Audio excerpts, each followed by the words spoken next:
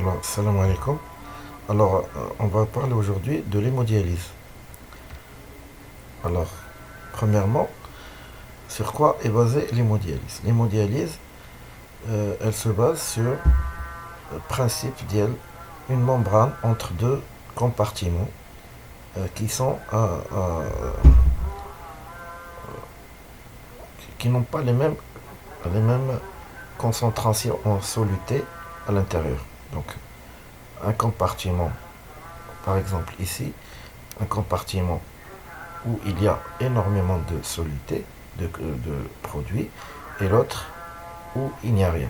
Et donc, euh, cette membrane, à travers cette membrane, il va y avoir un état d'équilibre, et donc la même quantité dans ce compartiment va se retrouver dans l'autre.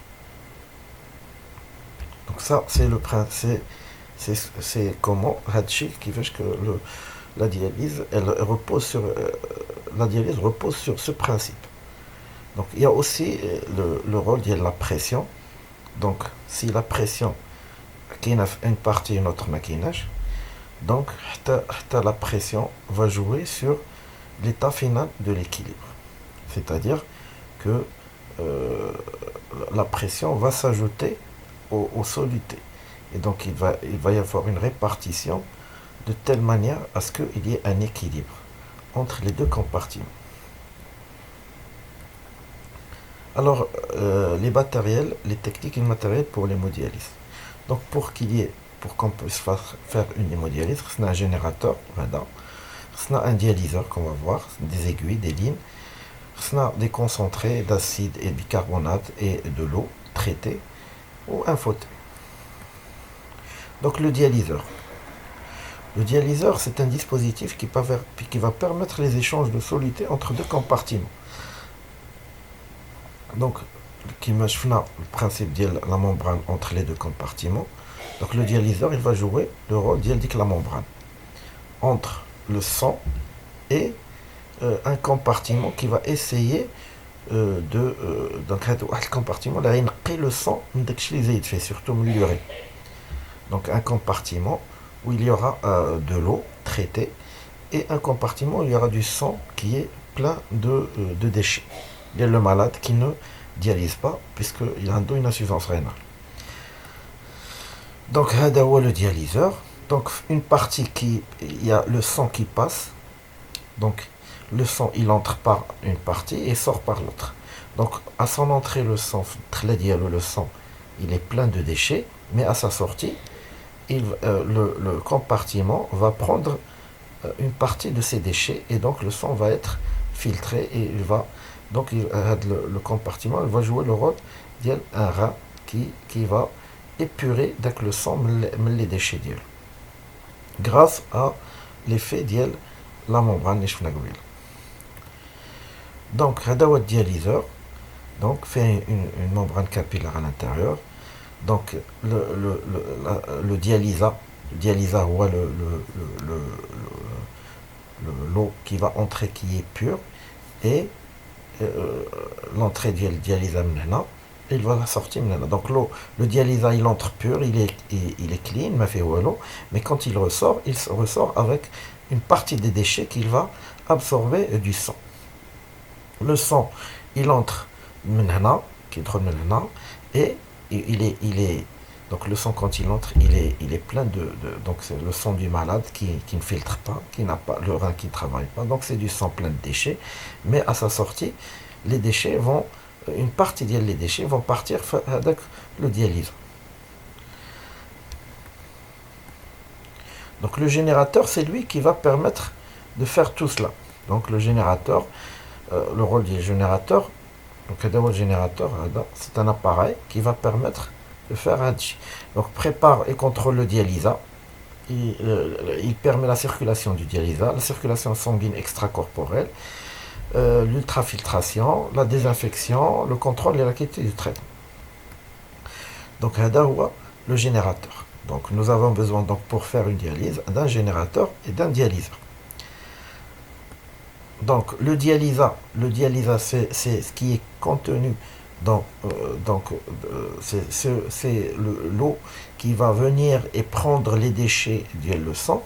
Il contient des concentrés et de l'eau traitée. Donc le dialysa, qui gît, donc, mais qui est douce dialyseur, et il entre et il va prendre une grande quantité des déchets du sang. Donc avec le dialysa, il contient déjà des solutés, des concentrés et de l'eau traitée.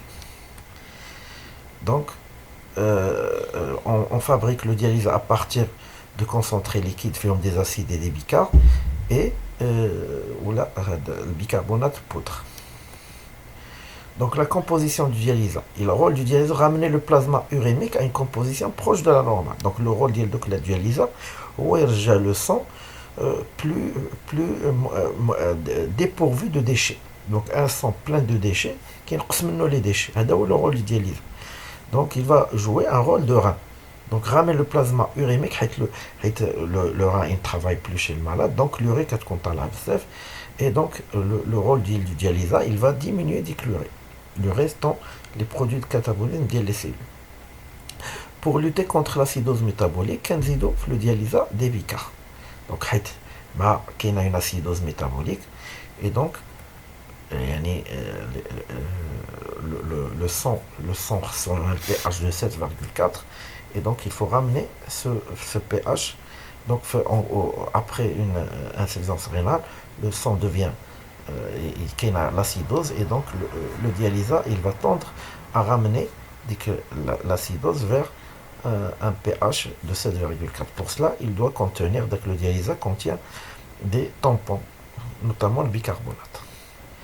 Donc, tu as le sang qui fait soit sodium clé ou lactire, ou le potassium clé ou lactire, donc les ions sont, puisque le rein ne marche plus, donc les ions sont pas à des concentrations normales le sang. Donc le dialysa il va essayer de ramener ces ions à des concentrations normales, notamment le sodium, le potassium, le calcium, le glucose, donc tout ça. Et donc le dialysa il va contenir le sodium, de dialyse isotonique, qui est une dialyse isotonique supérieure à 135 ou de hypertonique supérieure à 140 en fonction de la concentration de sodium chez le malade. Donc en fonction des concentrations chez le malade. Donc tout ça, le générateur il le calcule et il envoie en fonction de ce que le malade a besoin.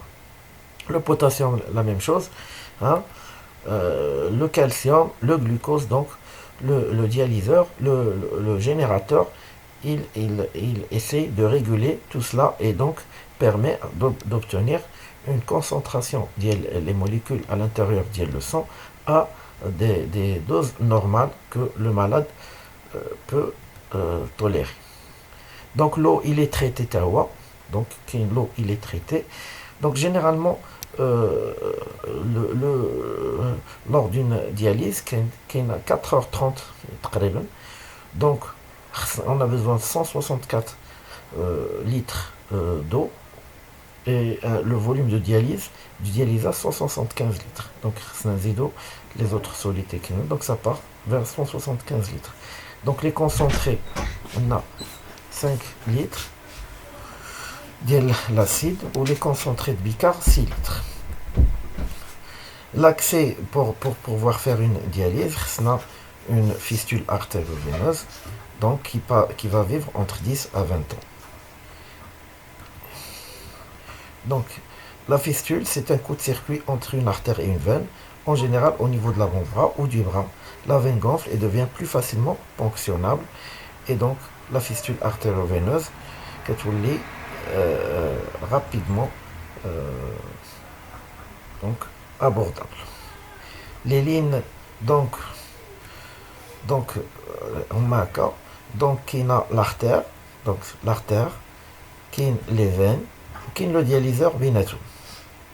Donc le dialyseur qui gîme bien les artères, bien les veines. Donc les veines ils donnent du sang vers le dialyseur. Le dialyseur il va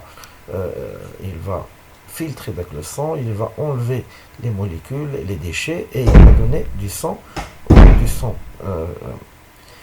filtré, au sang artériel. Donc, la fréquence, donc on peut faire jusqu'à 3 séances de dialyse par semaine, d'une durée de 3 à 8 heures. Donc, il ne faut pas oublier l'héparine, et donc il faut donner, après la fin de la dialyse, il faut injecter de l'héparine au malade. Alors, pour être plus clair, donc, je vais parler un peu de la fonction du rein. Donc le rein, il fait de l'épuration, il contrôle les électrolytes, il permet les équilibres acide-base pour avoir un pH de 7,4. Il contrôle la volémie pour avoir une bonne tension, contrôle la tension, et il a des fonctions endocrines telles que la formation de l'érythropoïétine nécessaire à, aux globules rouges. Le rein, il permet d'évacuer les déchets. L'urée représente la grande majorité des déchets, marqueurs de molécules. Donc, rôle des molécules de taille moyenne. Les médicaments, le rein tawa, il permet leur évacuation. Le rein contrôle les électrolytes tels le sodium, potassium, calcium, phosphore, magnésium, chlore. Donc, il adapte les pertes aux apports. Il permet de corriger les équilibres acido-basiques. Corrige l'acidose métabolique résultant de l'accumulation d'acide organique. Ou là, il corrige l'alcalose. Il ajuste la diurèse aux apports et aux pertes extrarénales grâce à l'apport de l'ADH, l'hormone antidiurétique, et à la rétention hydrosoluble. Il contrôle la tension grâce au système rénine, angiotensine, aldostérone. Bon, donc contrôle la volémie par le système rénine-aldostérone. Il a des fonctions donc endocrines.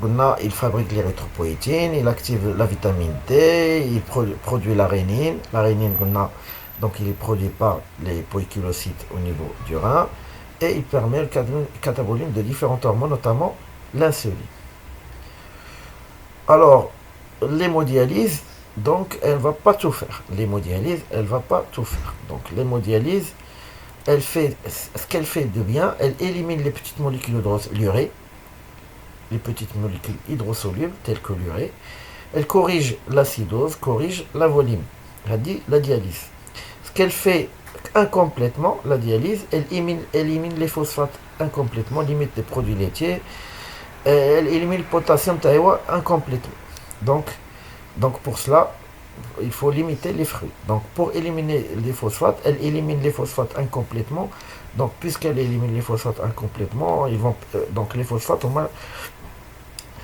donc il faut limiter les produits laitiers. Donc puisque la dialyse n'élimine pas convenablement les phosphates, donc il faut limiter les produits laitiers. Et pour ce qui est du potassium, il faut limiter les fruits.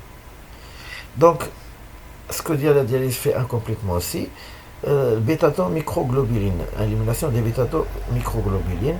Donc, l'hémodialyse, donc, elle n'élimine pas complètement les bêta-microglobulines, donc, et ne corrige pas très bien l'HTA. Donc, il faut limiter l'apport en sel et donner des antihypertenseurs si la tension est assez importante. Ce que la dialyse ne fait pas, la dialyse, elle ne fait pas. Elle ne produit pas le PO, l'érythropoïétine, donc l'anémie. Donc il faut injecter de l'érythropoïétine pour éviter l'anémie. Donc l'hydroxylation de la vitamine D, donc elle ne le fait pas. Donc il faut une suppléance en calcitriol. Les hormones peptidiques, donc le catabolisme des hormones peptidiques telles que l'insuline et la prolactine.